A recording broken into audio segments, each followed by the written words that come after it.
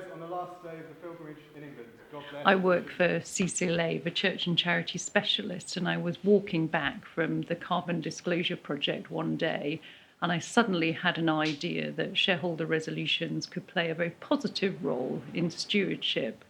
I tested that idea with a number of people, and gradually over 2011-12, we built up the coalition. It started with the Local Authority Pension Fund Forum, who brought their 165 billion of assets to the table. And then shortly after that, the largest members of the Church Investors Group joined us, including the Free Church of England national investing bodies. And that's why it's a great privilege to be walking part of the pilgrimage to Paris today. Aiming for A was relatively quiet, with lots of deep engagement going on with 10 very large extractives and utilities companies through to this year, 2015.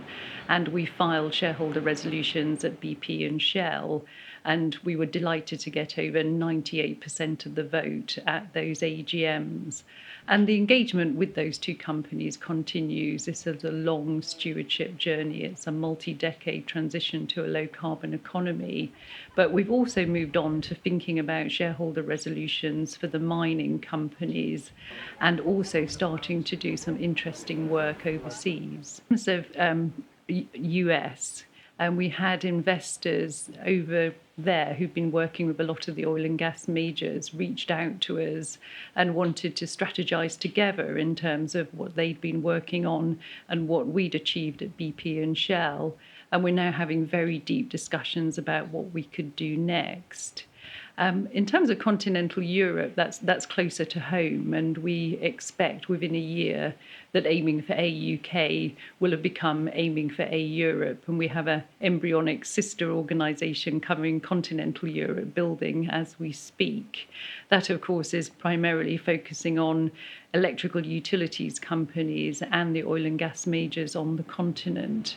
But I'm delighted to say that the hard work of building a coalition in 2011-12 is much easier after the BP and Shell resolutions, and we think that Aiming for A Europe will reach 2 trillion of assets under management. And what's the role of investors in terms of tackling climate change? Well, I think the stewardship approach is incredibly valuable. It means you've got a seat at the table to discuss climate change, and it means you're there over the decades and years of progress that it's going to take through to 2050.